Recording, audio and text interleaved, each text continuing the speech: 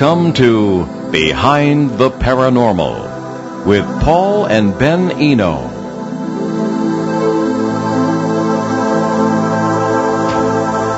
Did you ever wonder what happened during those empty millions of years between the earliest origins of the human race and the beginning of recorded history? What about those ultra-weird fossils and bizarre artifacts that mainstream science doesn't seem to want us to know about? Can we handle the truth? Hello there, and welcome to the 299th broadcast of Behind the Paranormal with Paul and Ben Eno. I'm Ben, and opening the show was my co-host and partner in the paranormal, my dad. But before we introduce our distinguished guest today, do I have time to tell you what time it is? What? Whatever. What? Okay, anyway, whatever. So it is paranormal contest time, and last week's question was, what was the Pepper transcript? Well, try as you might, meaning the listeners, no one answered the question correctly. The answer was an anonymous source known as Sam Pepper released a transcript of a supposed conversation between the Apollo 11 astronauts while on the moon in 1969 and Houston about UFOs that were supposedly hovering nearby. Now, this Pepper person was otherwise unidentified and has since vanished.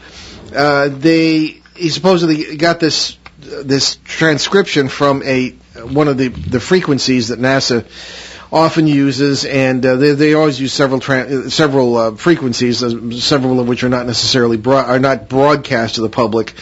So it is possible that he heard things that were not authorized for distribution to the public. On the other hand, there's a big long transcription here about these things that were hovering near the surface of the moon, and they were watching these fellows run around on the moon and all this business. And what really makes me suspicious, however, is at the end, one of the astronauts says, "over and out." Now, in any kind of actual communications, military communications or any other, you never say over and out. That's a Hollywood line. You say over, which means your turn to talk, or out, which means I'm all done. You don't say both. It's your turn to talk, I'm done. Well, even if they said that, it would have been. But I mean, it doesn't sound legitimate to me, if indeed that's part of the transcript. So anyway, take it as you want, the Pepper transcript. So this week's question is, in what African country did police film 24 UFOs in the sky in March 2009? If you get that right, win a copy of Forbidden Archaeology, co-authored by tonight's guest. Okay, Michael A. Cremo is on the cutting edge of science and culture issues in the course of a few months. He might be found on pilgrimage to sacred sites in India, appearing on a national television show in the U.S. or another country, lecturing at a mainstream science conference, or speaking to an alternative science gathering. As he crosses disciplinary and cultural boundaries, Michael presents to his audiences a compelling case for negotiating a new consensus on the nature of reality, something we're very interested in. Michael is a member of the World Archaeological Congress and the European Association of Archaeologists, and is a research associate in history and philosophy and the philosophy of science for the Bhaktivedanta Institute, based in India and California. After receiving a scholarship to study international affairs at George Washington University, Michael began to study the ancient histories of India, known as the Vedas. In this way, he has broadened his academic knowledge with spirituality from the Eastern tradition. He is the author of a number of books, including one of my all-time favorites, Forbidden Archaeology, I have a copy right in front of me right now, which he co-authored with R.L. Thompson. And he's working on more books, which he will tell us about later. His website, one of his websites anyway, www.mcremo.com, mcremo.com. And our phone numbers today, if you can tear yourself away from the conversation long enough to call, locally 401-766-1240, or from anywhere in the USA, 800-449-1240. And take it away, Ben. All right, Michael Cremo, welcome back to Behind the Paranormal. Good to be with you, Ben and Paul and all your listeners. Very good. Ben's got our first questions. Okay, so what's wrong with the human history that we have learned in school, or, well, mostly me? Well, What? it's based... Because you haven't been in school in 50 Did you years. finish with your question? I'm sorry. I kind of jumped in there. I'm sorry. No, you should have. I kind of jumped in. I was amazed by the way he phrased that. I'm not that old. No, because I've had to deal with more recent historical stuff. This is true. Yes. I'm sorry, Michael, for interrupting. Go ahead. Well, what we generally see in the textbooks is something like this. the first human beings like us came into existence between 150,000 and 200,000 years ago. Before that, we're told, there were no human beings like us. There were only more primitive, ape-like human ancestors. And they would say the very first of these ape-man types of ancestors, which they call Australopithecus, came into existence about 5 or 6 million years ago. And before that, there were only primitive apes and monkeys. And that's the story that we see in the textbooks. But if we look at different ancient wisdom traditions, like the ancient Sanskrit writings of India, or the Bible, or the Quran, or the accounts that we find among Australian Aboriginals or Native American Indian people, we find accounts of extreme human antiquity. We find accounts that humans like us have been present since the very beginnings of life on Earth, millions and millions of years ago. So one might say, well, that's all just mythology, but I kind of wondered about that myself, so I did 8 years of research into the entire history of archaeology. And what I found is that if you go back into the original scientific reports, not the textbooks, but the original scientific reports, you'll find hundreds of cases of discoveries of human bones, human artifacts, and human footprints going back many, many millions of years, far longer than the 100 or 200,000 years that we see for a human presence in the textbooks. Okay, I think you probably answered the second question there, but the third... Yeah, well, actually, I have a few more questions. So how do you feel about, like, let's say, Greek mythology? Like, to put it more specifically, do you think that these human hybrid people existed, like the Minotaur and things like that? Well, I'm not going to rule those things out. We see, even in modern science, some pretty unusual transformations of organisms. There have been transplants of heads of animals and things of that sort. So it's something that's happened even in modern science. But I think we have to have an expanded picture of what a living being actually is. I mean, today, most scientists would say that a human being or any other living thing is just a combination of molecules. We're just machines made of matter. But I think if we look at all the evidence, we'll see that living things have much more than ordinary matter in them.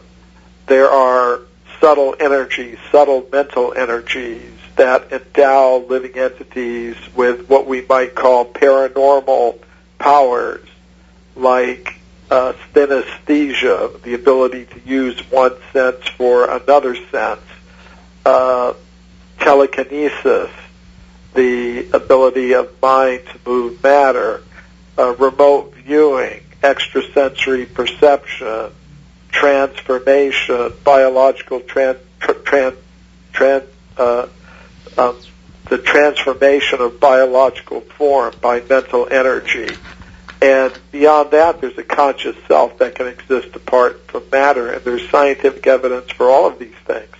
So if we have an expanded conception of what a living thing actually is, that may allow us to accommodate the kinds of things that we see described, not just in Greek mythology, but, and I don't even like this term mythology. It's sort of a value judgment placed on the accounts. I would say in the historical accounts that we find in different ancient wisdom traditions, whether it's the Egyptian or the ancient Indian or the Greek or the Roman or the Chinese or the Japanese, we find accounts of these things in a lot of these different wisdom traditions. And I think the reason that we find such accounts is because the people who were composing these ancient texts were aware of these things.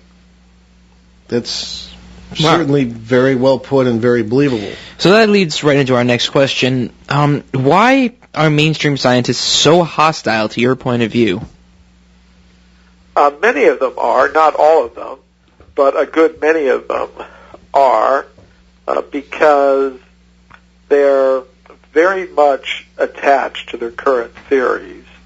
It's human nature in a sense. For example, if I love somebody and somebody tells me something bad about the person I love, I don't want to believe it. So today, scientists are very much in love with their theories, and if they hear something that goes against a theory in which they deeply believe, they tend not to want to believe it. They may become a little bit angry at the person who's bringing forth this information. And I think there's other reasons behind it. I think one reason is that the alternatives to the current theories all tend to involve, or a good many of them tend to involve, things like subtle energies, non-material things like consciousness as something real. I mean, today, most scientists believe that consciousness is just something that's temporarily produced by the activity of molecules in the brain. And if you disorganize those molecules, as happens at the time of death, then no more consciousness. But so I think they have a very materialistic outlook. It serves a purpose. If you just concentrate on ordinary matter, you can learn a lot about how to control it, manipulate it, make different technologies and things like that. But that is done at the expense of ruling out vast areas of human experience, like the paranormal and the non-material. You can get a lot of knowledge about how ordinary matter works by focusing on that to the exclusion of other things. But what you wind up with is an incomplete picture of reality. And therefore, the scientists who have chosen to focus completely on matter really object when someone points out you can't explain everything that way, that there are things that lie outside that paradigm that are real and need to be taken into consideration. I think they object to the kinds of things I'm saying because it leads in that direction of opening up the world of science to things that have now been successfully excluded from it. Mm-hmm. Well, Michael, I think you've put your finger on a running theme on this show, and this comes up almost every show. We have a sort of Eastern mentality, perhaps of our own, that and in my way of thinking, the Eastern mentality tends to bring things together, and the Western way of thinking tends to divide them into categories, and with the assumption, a lot of assumptions, one of them being that you can understand the whole by studying its parts. So that's not necessarily true, as you have indicated. I wanted to get your idea of perhaps something that is not of relevance to prehistory, but something that we often talk about. Of course, as a paranormal show, we sometimes deal with the idea of ghosts. And I was mentored 40-odd years ago by some of the finest names at the time, the Rhines and people like this. But there's very little, after spending 40 years in the trenches, there's very little that I learned from that I still believe.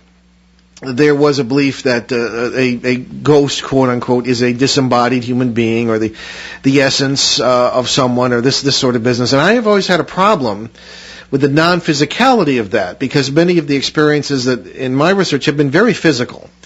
And I have a problem with the idea that you can be you without your body. But you seem to indicate that I might be wrong about that. What in your vision of it depends upon what you mean by physicality. In the ancient Sanskrit writings of India, there's a concept that the human form, or the form of any living thing, is made up of two kinds of matter, and they're both material, but one form of matter is very gross, and another form of matter is very subtle. And the grosser form of matter is made up of the elements. According to the ancient Greeks and ancient Indian people, they were categorized as earth, air, water, fire. That, in other words, gases, solids, liquids, things of that sort. And you can break down the solids into the different chemical elements, iron and phosphorus and calcium, and the liquids, the other H2O, things like that, and the gases, oxygen, nitrogen, carbon dioxide, and things like that. So that's one type of physical element. But according to this philosophy, there are elements that are also physical but are more subtle. And according to the ancient Indian text, these subtle elements are called mind, intelligence, and ego. And they are considered to be material elements. Now, that would mean that, and the real self is the conscious self. It's a particle of consciousness. It's surrounded, it has its own form of pure consciousness, but in the realm of matter, this is covered over by the gross and subtle forms of matter. And what I believe a ghost is, it's an entity that doesn't have a gross physical body, but has a subtle material body made of mind, intelligence, and ego. And although the subtle body is not visible, it is nevertheless material. There are a lot of things like that. For example, we can't see air, but when air moves over an element we can see, like water, we can observe the effects of the air on the water. So mind and intelligence are something that we can't really see, but they are nevertheless physical. They are material, and they can act on ordinary matter in ways that we really can't explain if we're going to just confine ourselves to the gross material elements, the chemical elements. So I would say the way that I understand these things is that a ghost is a conscious self that is surrounded by a body made of the subtle material elements, mind, intelligence, and ego. And these subtle elements have the ability to act, these subtle material elements have the ability to act on the gross material elements, which I think would explain some things. How, for example, a ghost could become visible because the subtle material elements could act on the gross material elements. It could also explain the poltergeist types effects, that some people observe. It would explain how they could appear and disappear. So that's how I would deal with it. I wouldn't see a ghost as a non-physical or non-material thing. I would see it as a subtle material manifestation. Okay, I see what you're saying. Now, the reason I ask is because I initially would, on my very first case in 1971, I experienced, and along with 6 other witnesses, what I sounds like an ox cart driver literally driving by in a wooden ox cart, and the question arose, are there ghosts of ox carts? Why do we see these things in clothes? Why are they driving cars sometimes? And it just seemed to be... over the years, it sort of lent itself more to the multiple worlds interpretation of quantum mechanics than it did to anything else. But I certainly respect your point of view, and certainly I'm going to think more about that. And having had... Well, I would also respect your point of view, too. I think as long as people are trying to justify their views with logic and evidence, I think it has to be respected. Certainly worthy of respect. So I'm willing to entertain your point of view. You asked me what mine was, sure. So I just explained it. Okay. I'm going to send you one of my books. I don't flatter myself if you'll have time to read it. I myself have books mile high, but if you ever do get a chance to read one of them, you might I'd appreciate your comments. Anyway, back to our topic of sort of prehistory and our interpretation of the human experience as it, I suppose, in respect to remote times. The notion of bizarre fossils and very strange artifacts, something that came to my attention early on in my own interest in this subject. One thinks of the human and dinosaur tracks apparently coinciding with one another and alongside one another in the Paluxy Riverbed in Texas, which I've actually seen.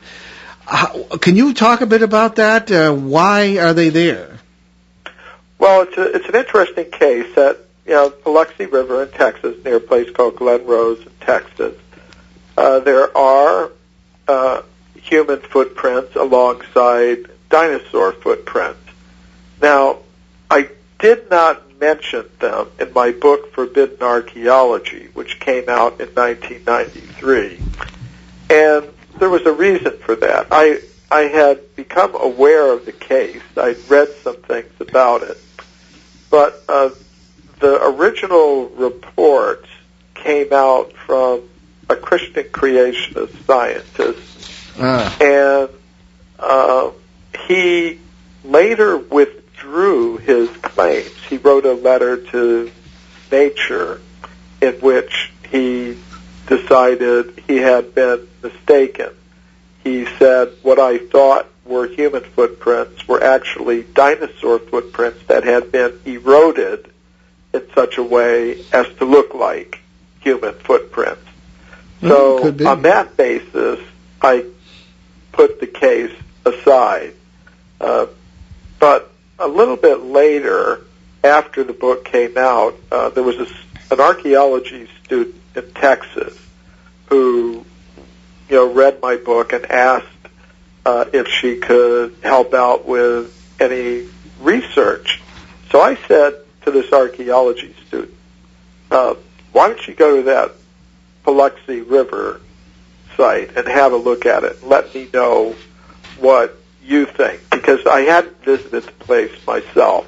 I had just seen the reports. I can't visit every place that I investigate in the scientific literature.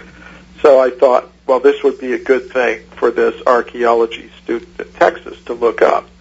So this archaeology student went there, participated in some new excavations that were being undertaken there, and in these new excavations, footprints were found, human footprints, and she sent me some photographs and reports on all of this that came out from some of the scientists who were involved, the researchers who were involved in the new excavations there. And on that basis, I could see that there were footprints there, human footprints, in the same layers as these dinosaur footprints. So on that basis, I have a different view of the Paluxy River case than I did at the time I was writing my book, Forbidden Archaeology. At the time I was writing the book, I had to put that case in the doubtful category that needed further research. But after some further research was supplied to me, I'm willing to move that case into the credible category. Will it be in the sequel book that you plan? Yes, I will be having that, and I am at the moment working on a sequel to Forbidden Archaeology. Okay, we'll talk about that too. We do have to take a commercial break at this point. You're listening to Behind the Paranormal with Paul and Ben Eno on WOON 1240 AM in New England's beautiful Blackstone River Valley. We'll be right back.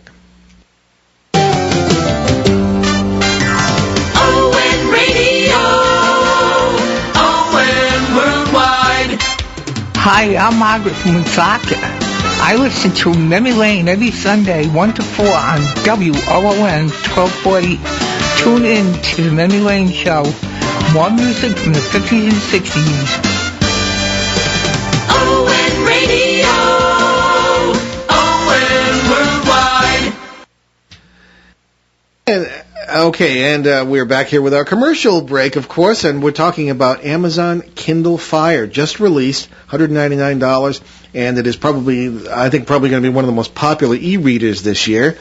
And for those of you who are stuck in traffic around Providence and Boston, I think this is a good time for you to consider getting one of those as a gift for someone or even for yourself. So then you can read them during traffic. Well, the way people drive around here, I think they probably do.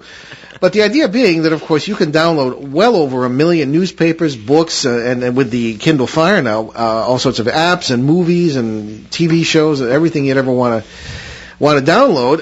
Especially, of course, 4 of my books: Turning Home, God, Ghost, and Human Destiny, Footsteps in the Attic, Faces at the Window, and one of no interest to this audience, Rhode Island, A Genial History.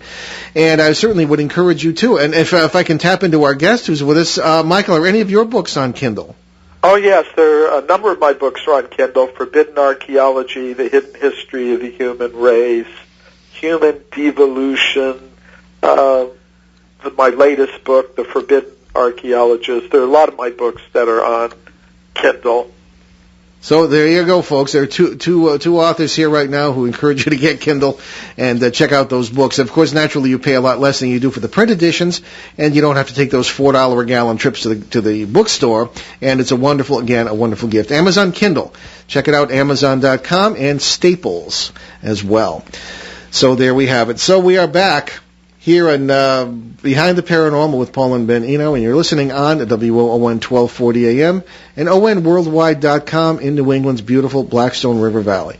So we're talking with Michael Cremo, maverick archaeologist, good friend of ours, author of a number of books that I think are among the most fascinating I have ever read. And why don't we continue to talk about some of the more bizarre artifacts? Now, Michael, if these human footprints in the same strata as dinosaur footprints are real, again, what do you think it means? Obviously, it pushes back the origins of man, if not modern man, to considerable distances from where we think it is today. Well, what it means is we need new theories of human origins, and we need new explanations for how we got here. And I think the point is that these kinds of discoveries push back our origins so far that it becomes really hard to account for our origins in terms of the Darwinian theory of evolution. Mm-hmm. So this would be a major revolution in science. It was a major revolution in science to get the Darwinian theory of evolution, but it may now time be for another revolution where we've got to go beyond that. And I think that's the ultimate implication of the kind of evidence that's reported in my book, Forbidden Archaeology, which is really a compilation of discoveries that have been, that scientists have made from the time of Darwin up to the present, published in the professional scientific literature. What I've done is simply collected all these reports from the scientific literature that are not mentioned in the textbooks and put them there all together for people to have a look at. And the implication is we need new explanations of human origins. We need to end the monopoly of the supporters of the Darwinian theory of evolution in the education system and start getting some alternatives into the textbooks. Okay, so that brings us to something a little farther away from the original question. What is your theory of where we came from? Well, I think before we even ask that question, we have to ask, what are we? We should know what it is we're trying to explain. If you've got an object before you and you want to know where it came from, the first thing you should know is, well, what is it? So I would say we have to look carefully at what a human being is. And as I mentioned earlier on the show, many scientists today are going to say that a human being is simply a machine made of matter, a machine made of molecules, as Richard Dawkins said famously. Thanks to René Descartes. Yeah, we are robot vehicles blindly programmed to preserve the selfish molecules known as genes. I think there's more to it than that. I think we are much more than just a combination of molecules. I think there's a subtle mind element associated with the human organism that has some very unusual paranormal powers, like remote viewing, psychokinesis, and things of that sort. There's also a conscious self that can exist independently of matter. So as conscious beings, I think we don't evolve up from matter, as most scientists now believe. I think we devolve or come down from a level of pure consciousness. I think we originally exist as beings of pure consciousness. And we can remain on that level, but if we depart from the level of pure consciousness, then our conscious essence is covered over by gross and subtle matter, and those coverings are what we call bodies. Just like normally as human beings we're meant to live on the land, but if we want to live under the water and in the alien element of water, we need a vehicle that will allow us to function in that alien element. We need a submarine or a diving suit. And where do those submarines or diving suits come from? Well, they come from intelligent engineers who understand that if a human being is going to live under the water, it needs a submarine or a diving suit. So similarly, as beings of pure consciousness, if we come into the alien element of matter, we need vehicles that will allow us to function here. And the human body is one such vehicle. There are also bodies of plants and animals. Where do these vehicles come from? Well, I think they come from a higher intelligence in the cosmos that understands that if a conscious self is going to function in the world of matter, it needs vehicles that will allow it to function there. So this higher intelligence provides those vehicles, and that's where I think they come from. You could say I'm a supporter of intelligent design rather than random evolution. Makes sense. So you also mentioned something about devolution, like human devolution. Would you care to explain that or extrapolate? Well, I use the word devolution in 3 different ways. The main sense in which I use the word is that we don't evolve up from matter. We devolve or come down from the level of pure consciousness. That's the main sense in which I use the word. And I also use it in another sense in terms of the progress of human civilization. Some people think that as human beings we're evolving to higher levels of awareness. That can happen, but it can also happen that our human civilization can become more and more degraded, or it can, in other words, it can devolve. And I think we're in a state like that right at the moment. Although we're making technological progress in terms of our values and things of that sort, it seems like we're on a downward path at the moment. And this is reflected in the environmental crises that we face, the political and economic crises that we face. And there's another sense in which I use the word, devolution. It has to do with reincarnation, which is something I believe in. Some people think the only way you can go in incarnation is up. Reincarnation is up in the cycle of reincarnation. But I think it's possible to go down. In other words, the conscious self that's now in a human vehicle, if it's not careful, in its next life, it may find itself in an animal or plant vehicle. Okay, well, there are 2 points before we even get to reincarnation, something I hadn't planned to talk about, but it's certainly interesting. The idea, you touch on something very important, and we touch on this very frequently with people who are talking about the possibilities for alien civilizations and UFOs and all this business, which naturally falls into our purview. I have always thought how telling it is, if not inappropriate, that people consider advancement or an advanced civilization to be simply technologically advanced. The entire notion of advancement is based on how many gadgets people have or how many machines. I have always found that disturbing. It seems to me that an advanced civilization, as you imply, or advancement constitutes spiritual and moral advancement first. I mean, well, do you agree? Yes, I do agree, and I would say it goes beyond.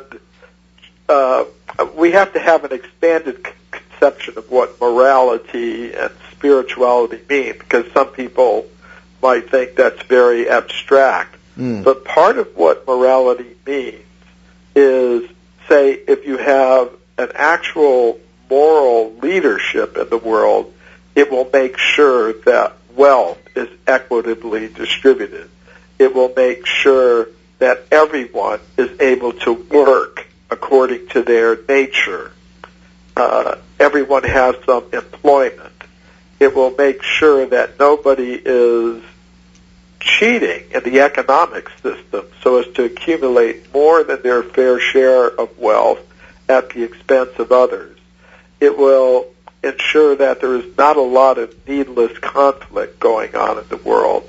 It will ensure, in other words, we have to have an expanded conception of what morality and spirituality really mean, because sometimes people think that's just ivory tower sort of stuff. I'm talking about a practical morality on the part of those who are in leadership positions that would make sure that all the people in the world are living together in peace and friendship and with equal opportunity, with everyone employed somehow or other according to their nature, not according to necessity. Because many people, they find themselves in employment that's just not suitable for their natures, just out of necessity, or they find themselves unemployed,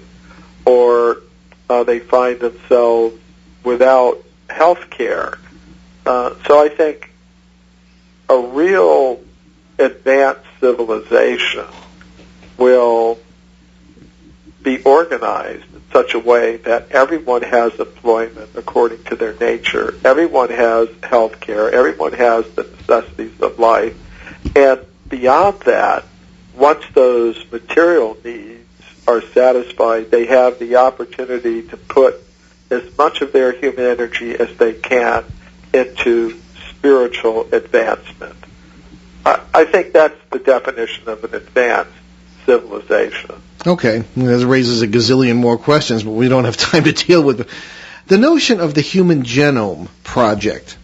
I can't say that I understood everything I read, not by a long shot, but having read the documents when that first occurred, I think it was 2004, there were, as I read it, 223 genes that shouldn't be there if the strictly Darwinian concept of evolution is correct. Can you address that topic? Because it seems to be relevant to what we're talking about. Well, yes, nobody has really explained explain how this whole genetic system came into existence by the Darwinian theory of evolution. It's extremely complex. It's not just that there are a few genes that they can't explain. That's also true. But just how the whole system came into existence, they just assert that it evolved somehow. But if you ask for a detailed explanation, step by step, how it came about, it's an incredibly complex system. And incredibly complex systems don't come about by accident, as far as I'm concerned. Now, some people have interpreted the exact thing that you're talking about as evidence for some kind of non-extraterrestrial, let's call it extraterrestrial component to our human genome. And that may be possible as far as I'm concerned, because I don't think we're alone in the cosmos. I think there is intelligent human-like, there are intelligent human-like beings elsewhere in the cosmos. We're related to them. We've been in contact with them. And I think one of the implications of the kind of thing that you're talking about is that there may be signs of this in our genome. Perhaps. Yeah, I mean, this is something we just don't know, but it just, there was a theory of, what was the quote, horizontal transfer from bacteria? I mean, however that would work. But simply, obviously, that we are perhaps more than the average person thinks we are. There is the question, of course, which a lot of this will narrow down to in the short time we have left, Michael, and that is the question of the cyclical nature of human history and prehistory. A lot of us think that things started, you started in caves, and you end up in 21st century cliff dwellings and apartments and things, and you start with the hand tools or basic flint stuff, and you end up with power tools. A linear procedure from I suppose simplicity to complexity. But actually, in your research and in the research of many others, that does not seem to be the case. It seems as though we may have gone for as many as 4 or 5 times from hand tools to power tools. I mean, is that the kind of history we're looking at over a very long period? I think yes. I think the nature of time really is cyclical, and this is an idea that we find in a lot of the different ancient wisdom traditions. People are talking a lot about the Mayan calendar these days, which involves vast cycles of time, one of which they think is coming to an end in 2012. And the Greeks and Romans had this idea. If you look at the writings of Plato and Aristotle, they said civilizations have risen and fallen many times in the course of these vast cycles. And the ancient Sanskrit writings of India clearly have this idea of cyclical time. And during parts of the cycles, human civilizations are becoming more advanced, and in parts of the cycles, they're becoming more degraded. So, yes, I think civilizations have risen and fallen many times in the long history of life on Earth. And there are accounts of these things in the writings of a lot of the different ancient wisdom traditions. So, for example, in the ancient Sanskrit writings of India, which go back to a time when people would think humans would be at a very primitive level of culture, we find descriptions of atomic weapons resembling our modern atomic weapons. We find descriptions of how people were telling time according to the movement of atoms. We are finding accounts of spacecraft called vimanas and things of that sort. We're finding accounts of huge cities back at times when, according to the current theories of human origins, that people, if there are any people, they should be hunters and gatherers, really. Mm-hmm.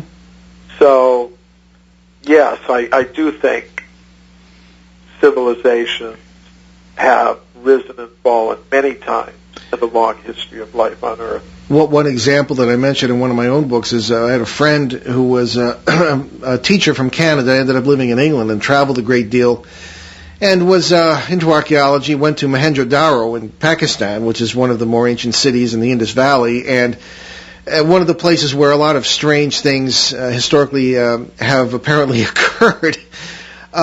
He and another researcher had discovered, these are all things you know, these are for the benefit of our listeners, the green glass phenomenon. You know, the silicon in the silicon, I should say, in the desert sand having been heat fused into a greenish glass-like substance, which occurs, as I understand it, only under two circumstances. One, a comet impact, which apparently had not occurred at these areas, or the second possibility, the ground zero area of a nuclear explosion. He pointed out that in Mohenjo-Daro you can see where buildings apparently had melted in a certain circular area, and skeletons over the years, once Geiger counters were developed in our part of the world, were found to be extremely radioactive. Things of this kind that just are sort of unavoidable giveaways that something was advanced in the technological sense and sort of ended one cycle of a civilization at that point. And these things appear around the world, seemingly. Have you found the same thing? What I have found in the ancient Sanskrit writings is descriptions of weapons called brahmastras. Right. And these are weapons, it's described when they go off, it would be like having millions of suns all together in one place. And that's pretty much the description of an atomic, a nuclear or thermonuclear weapon. That's what it appears like. And actually, the physicist Robert Oppenheimer, who was head of the American program to develop an atomic weapon during World War II, he was also a student of the ancient Sanskrit writings of India. Mm-hmm. And when he saw the first atomic test at Alamogordo in New Mexico in 1945, he was in the bunker when the first actual test of an atomic weapon in modern times took place. He started reciting Sanskrit verses from the Bhagavad Gita describing one of these weapons or the effect of one of these weapons. I'd heard and that. He was asked about, is this the first atomic weapon? He said, well, maybe not. So now I haven't been to Mohenjo-Daro myself. I would say it's a town, an ancient town that was excavated in the northwestern part of the Indian subcontinent. It's now located in Pakistan, which is a little difficult to visit these days. Mm. But archaeologists in the early 20th century excavated Mohenjo-Daro, and it's not destroyed. So if, in fact, some of the walls of the ancient structures had been vitrified, which is the technical word for it, it means turning stone or sand into glass, that may indicate maybe not a direct hit of a nuclear or type of weapon or Brahmastra type weapon there, but it may have been at some distance away. Mm-hmm. And it could have had the effect of vitrifying the stone or the brick that made up these buildings without destroying them, because the buildings aren't destroyed. They're still there, but if the reports are correct, some of the surfaces have this vitrification, which means that the silicon and the stone in it melted. So that could be. I haven't been there myself to personally verify this, but you say one of your friends has been there and has verified it. So that what I would say the indication would be is that the weapon wasn't directly on the city itself, but was either an airburst at a high altitude, or it hit someplace, some distance from the city. Well, certainly something like that certainly occurred. You mentioned Alamogordo. I've always been haunted by a statement. I'm giving away my age here, but by a statement by my old commanding officer, who was a young lieutenant present at Alamogordo, where Oppenheimer was, as you just said. And he described it as like being present at the opening of the gates of hell, unquote. I've never forgotten that. And hopefully we won't see that again, although with all the nukes floating around the world, it would be a miracle if we didn't, frankly. Anyway, there is one more artifact situation I wanted to mention to you. I know that there are a lot of reports of, one particularly from France that kind of stands out in my mind, having to do with, I believe, a quarry. And much of this occurred in the 19th century and was not witnessed by trained archaeologists, therefore is not taken seriously, as I understand it. Quarrymen sort of getting down into the depths of their quarry and finding remnants of the same kind of equipment they were using, or something very similar to that at strata, which would sort of be ridiculous from our historical point of view, as if someone else in the very distant past were quarrying the same area. Have you? I believe that's in your book as well. I believe that's yes, there was a case, from the 19th century. Actually, the reports were from the late 18th century. Okay. About limestone quarries in southern France, where they were quarrying and uncovered, the quarry workers uncovered at very deep levels, at what's called the Carboniferous period, which would go back, about almost 200 or 300 million years. They found, they'd gone down through 16 different levels of limestone. They were stripping away limestone to get quarry stone for buildings. And as they went down further and further, they found a level where there were tools and, when you're quarrying, you put up boards and ladders and things. So they found all that type of equipment in fossilized condition. Just like sometimes in the American Southwest, they see fossilized trees, turned into stone. So these tools and wooden planks and even some coins were found in these very ancient levels. And that was actually reported in a scientific journal by a scientist. Although the discovery was made by quarry workers, it was reported in a scientific journal, so there was some scientific documentation. Okay, I'm going to have to stop you here, Michael. We're coming down to the end of the wire, but I wanted to give you a chance to talk about your books, your website, and where people can find out more about you. Well, if they go to my website, mcremo.com, mcremo.com, they'll see my books. They'll see upcoming interviews. Like if they'd gone on my interview link, they would have seen this interview listed there. And they could also see upcoming lectures that I'll be giving in different parts of the country and around the world. And they can also see about my books there. My latest book is called The Forbidden Archaeologist. It's made of columns that I write for Atlantis Rising magazine. So each chapter in the book is very short, easy to read. It's a good introduction to my work. And if people want to go to my more classic works like Forbidden Archaeology and Human Devolution, they could also do that.